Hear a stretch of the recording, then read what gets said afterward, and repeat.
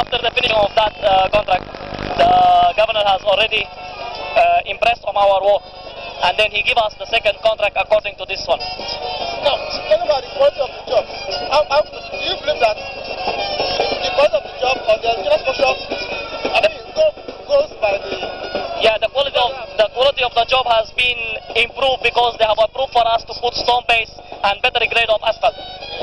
That's why we have already, you can see the result now by this road, and then it's going to be on the same for the new project. Is your company involved in roads alone, or other part of the project like electricity and other?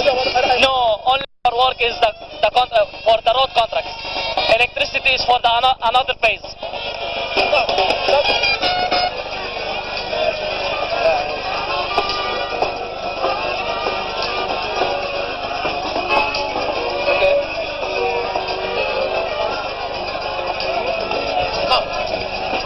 About the period, the time of completion. Yeah, we will have the payment regularly now. Now, apart from the job, the roads now, are you looking forward to getting another contract like housing or what? Yeah, you know, we are looking forward to build many houses here. We have already have many houses being allocated for us, and then we start building. You can see the houses down there after. We have like 3 houses, we have already built them. So we have many people that approach us to build their houses even again here. All right.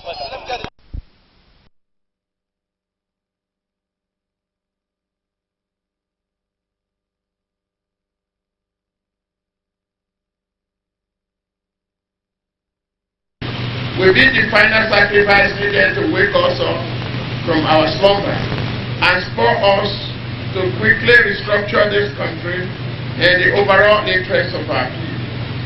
If we indulge in the illusion that it can continue to be business as usual in this country, Nigeria will only be sitting on a time bomb, which, when it explodes, will be more destructive than that of January 22nd was in Lagos State. As we commit these our loved ones to Mother Earth, I pray that the Almighty grant their souls eternal rest. The heart of every family in Lagos State reaches out to you in mourning today. It is not your death that we mourn, for death is the ultimate end of us all. Rather, it is the painful manner of your transition that draws tears from us. But we know the tragedy ought not to have happened. Just a little bit more careful. This collective burial symbolizes the crime. It is brought home to us vividly the truth that no man is an island. We enter and exit the stage of life as individuals, but we are united at all times by our common humanity. We are gathered here across ethnic, regional, religious, and racial divides to do honor to the memory of our fallen fellow men, women, children, who, in death, have also transcended all official divisive boundaries. We shall soon pour dust on dust, return earth to earth, and go back to the pursuit of our everyday lives. But what about those hopes in which the silence of death or missing ones will continue to echo more loudly than the bomb blast? What about the mother who will never hear again the voice of our beloved children? What about the children robbed forever of the tender touch of their mother and father? What about those hopes that will never be the same again? I say to the hundreds of hurting souls, the bereaved and the grief-stricken, never ever give it to despair. Never ever give up hope. When the situation looks hopeless, keep hoping. When unexpected damage wreaks havoc with your dreams, then what? Never dwell on what you have lost. If you do, you will be discouraged and defeated. Look not at what you have lost, but at what you have left. Yes, we have been through a monumental tragedy, but we have life and hope and unshakable faith in Almighty. He who heals everyone and restores every loss will comfort our grieving heart. Amen. Thank you. wọ́n ní ṣùgbọ́n tó bẹ́ẹ̀ jù bẹ́ẹ̀ lọ mélòó ni ìjọba ìpínlẹ̀ yìí fẹ́ ṣe látàrí pé ohun tó ń wọlé fún wa ó kéré púpọ̀. wọ́n ní bí irú ìjọba ìpínlẹ̀ yìí ṣe tó jẹ́ pé a kò ní àkòrè owó kan fẹ́ sáko ìjọba àpapọ̀. wọ́n ní gẹ́gẹ́ bí èèyàn a ní láti gbà wípé tó bá ń dùn ó ní láti kàn jẹ́ bí ayọ̀ bá wà ìbànújẹ́ ń láti wá ṣùgbọ́n lọ́wọ́ balọ̀bá ti ń sọ ìbànújẹ́ di ayọ̀ wọ́n ṣùgbọ́n lọ́wọ́ fúnra rẹ̀ á rọ àwọn ẹbí wọn ìlójú á dẹ̀ jẹ́ kí ìbànújẹ́ wọn kó di ayọ̀ wọ́n wá kí gbogbo àwọn tí ìṣẹ̀lẹ̀ ń ṣẹlẹ̀ sí pátá wípé ìgbàrí ọba láàánú á jẹ́ kí ìbànújẹ́ wọn kó di ayọ̀ wọ́n ní ìjọba ìbílẹ̀ The Honorable Speaker, for the Senior of Party of MIC to have to present a senior judge in the line of all the last lap of this program. A senior judge followed by the last post, then the conveyance of the coffins into the vehicles after the national anthem. Shall we now have the judge?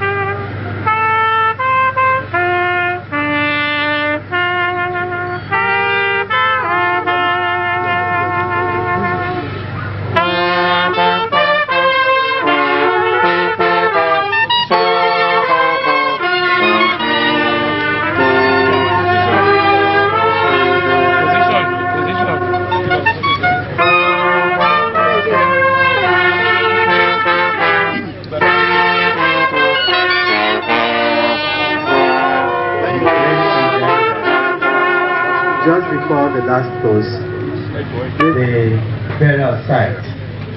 Thank you very much. Shall we now rise for the...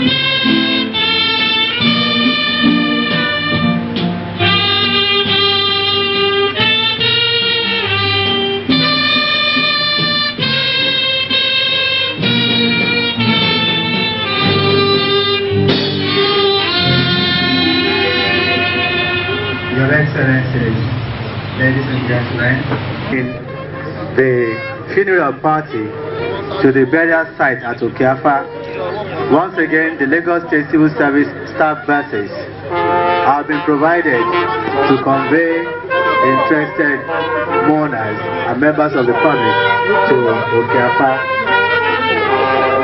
Honorable Commissioners, Honorable Members of the Lagos State House of Assembly, Local Government Chairman here present, as well as Permanent Secretaries, so please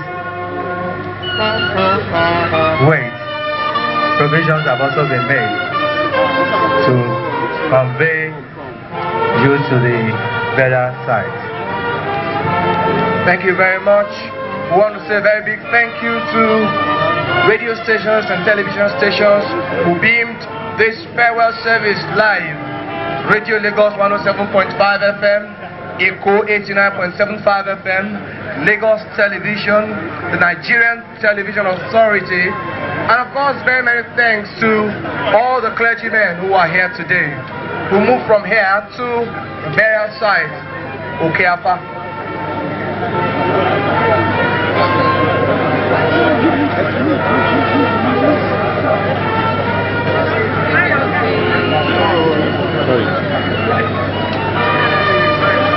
There are buses that have been made available for all those who want to make it to the burial site in Okeafa Isolo. Please, you can move into the buses and you will be taken to the burial site.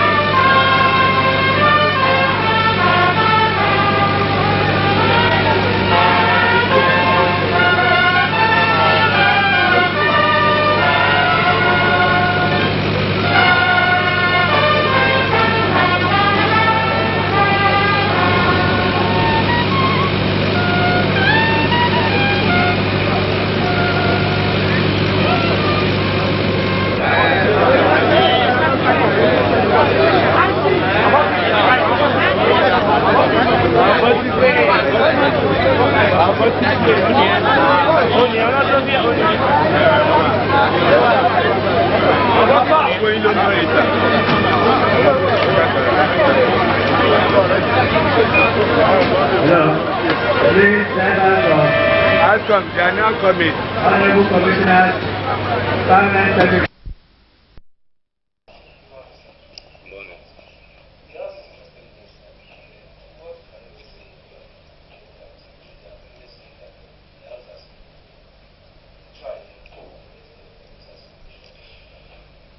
Well, in my own opinion, considering our past and where we find ourselves right now, I would say, well, we have been able to do the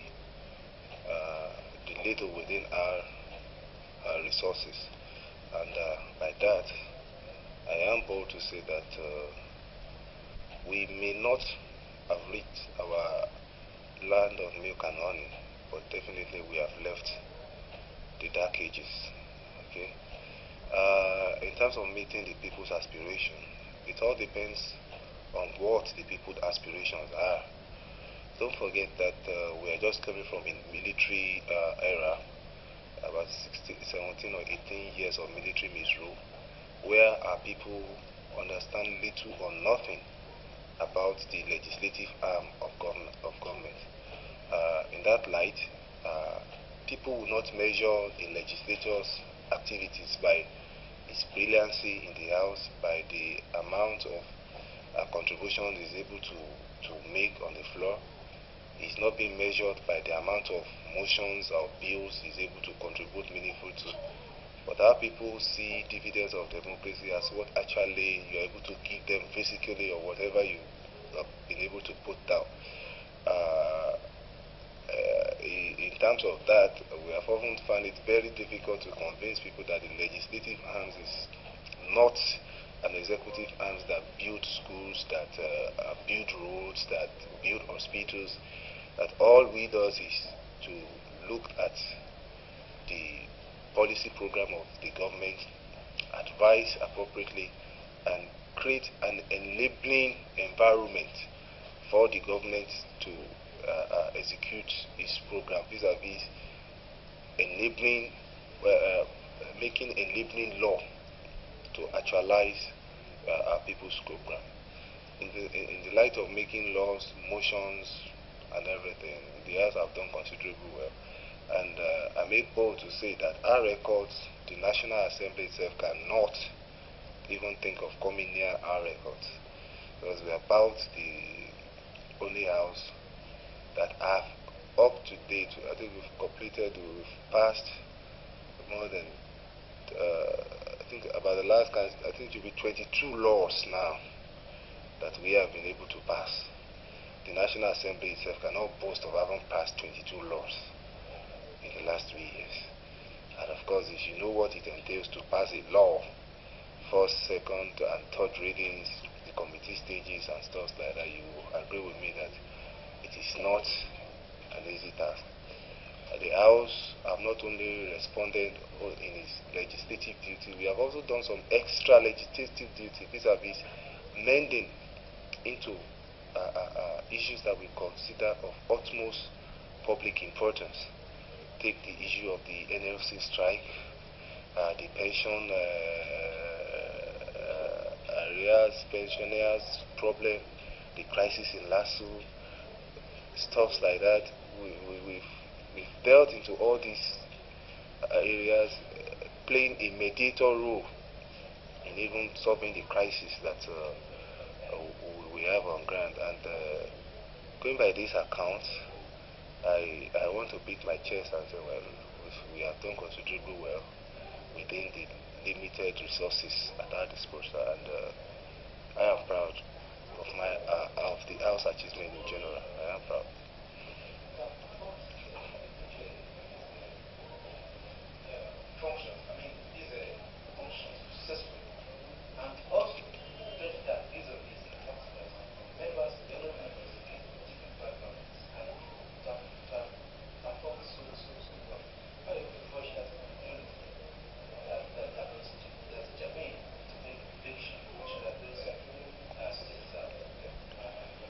Well, if you go back to, it has not been easy, I must confess. If you look back into our immediate beginning, as going back to June 2nd, 1999, Of course, we were the first house that was bringing chairs and table, and everybody was like, yes, democracy has started it in its characteristics manner. But you see, we thank God that that incident happened that day, because it helped us to disagree to agree at the end of the day.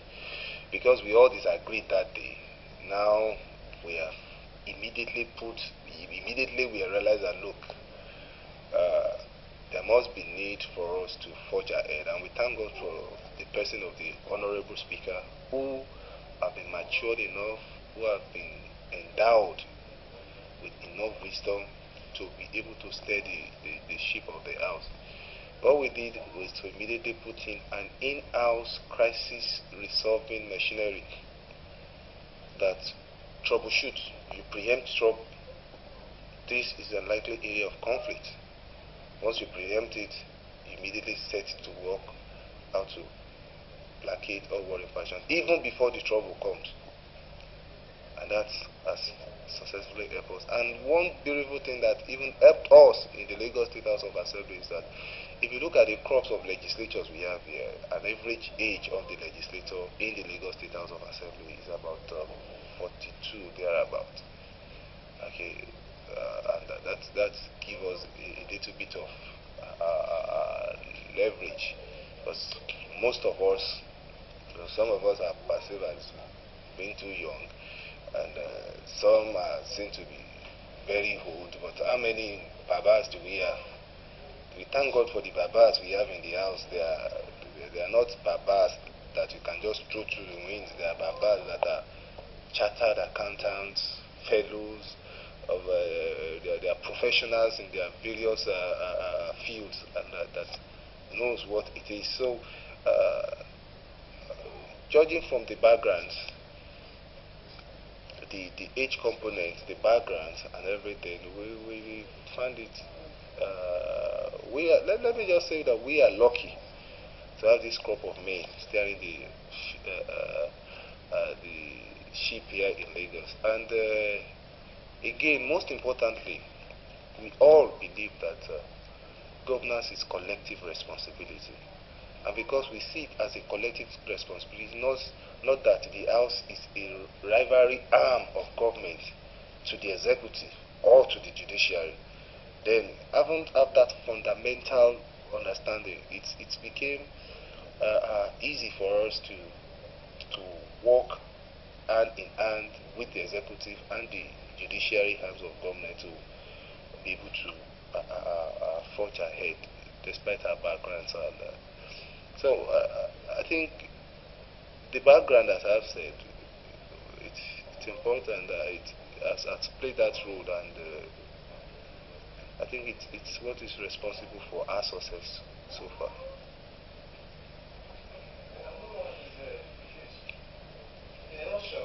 What factors do you consider when considering the bid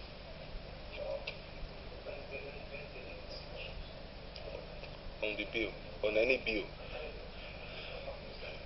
the guiding factor that we considered in passage of any bill is, will it build better,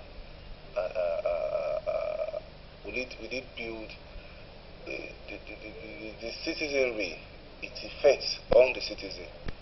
Will it be what is going to address the need, that particular need of the citizen? We don't just look at the bills in abstract. To every law, there are about 3 angles to it.